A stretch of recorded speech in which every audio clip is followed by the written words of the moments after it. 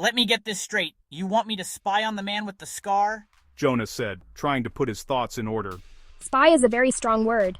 I just want to know who he is. Agatha still had that same teasing expression. But is he dangerous? Am I in danger? Jonas asked, the nervous tone returning to his voice. Relax. We're not the secret police. I'm looking for someone. So is he. Then why don't you just talk to him directly? Because he wouldn't tell me. And most likely because we're after the same person. And who would that be? Jonas was less nervous now, but more curious. If I tell you, you'll walk away. I need you to stay. I need to know your friend's movements. If he's wasting time trying to scare the both of us, it means he hasn't found him yet. Agatha said, still looking at Jonas, though she seemed to be thinking out loud. So my role is to talk to that guy, and then what? Just listen to him. Be yourself. Act like you did when we first met. I want to understand who he is and what part he plays in all of this. Anything helps, so write everything down. Even if it seems useless. Even if you don't exchange a single word. Just looks. Agatha was now focused, driven. There was something in her voice that made Jonas nod along and feel the urge to act, like a soldier heading into an operation. Jonas nodded, and for a moment, the silence grew heavy.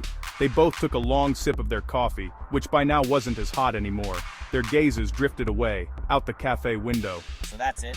Jonas said at last, the initial rush fading into a kind of resignation. I try to get close to Scarface and you protect me? I don't even know how I'm supposed to do that or how you will, but I don't really see another option now that I'm in the middle of this. You're already in, Jonas. Agatha said without her usual teasing smile. Her voice was calm, serene, her gaze soft. And I think you've already realized that. So the best thing we can do now is cooperate. Damn. Jonas sighed. I can't promise I'll run into him again, but I'll do my part. I need to get to work now. I said I'd be a little late, but if I push it too far, my boss is going to have my head. I've got it. I dragged you here after all. She took the receipt from him, then jotted something down on a napkin and handed it back. My number. Text me if anything comes up. Avoid calling. I probably won't answer.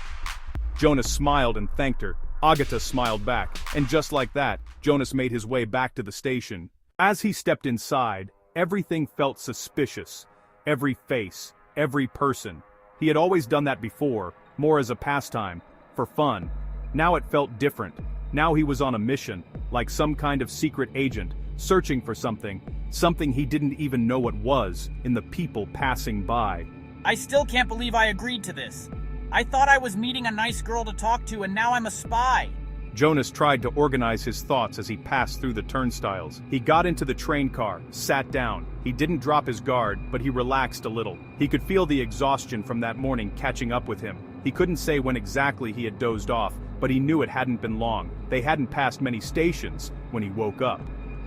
He opened his eyes, startled. He hadn't meant to fall asleep. What caught his attention was an older man sitting across from him. Slightly graying hair, classic formal clothes, but in oddly extravagant colors, and a grandfatherly smile. Rough night? The man asked kindly, as he noticed Jonas waking up. Nights. Jonas replied, emphasizing the plural as he rubbed his eyes. One bad night doesn't ruin a day. It ruins a week. The man laughed, more loudly than Jonas expected, almost a full-blown cackle, his blue blazer shaking with it. Tell me about it. Jonas smiled, almost laughing along. Well, this is my stop. Try to get some proper sleep, kid. Better at home than in these train cars. The old man winked, then stood up to leave, but not before squeezing Jonas's shoulder as he passed. Then he turned back, still laughing, and added, People who fall asleep here don't always wake up in the same place. When the man's echoing laughter finally faded, Jonas noticed his hands had been slightly stained with something black. Paint, maybe. He remembered the touch on his shoulder and looked down. A faint stain marked his shirt. He watched as the old man stepped off at the station, but just before leaving, the man stopped, turned back to Jonas, and pointed upward. The station was chaotic, noise everywhere, posters in every direction, but where the man pointed, something stood out. Right at the center of the atrium, a massive banner hung. The revolution will begin between stations.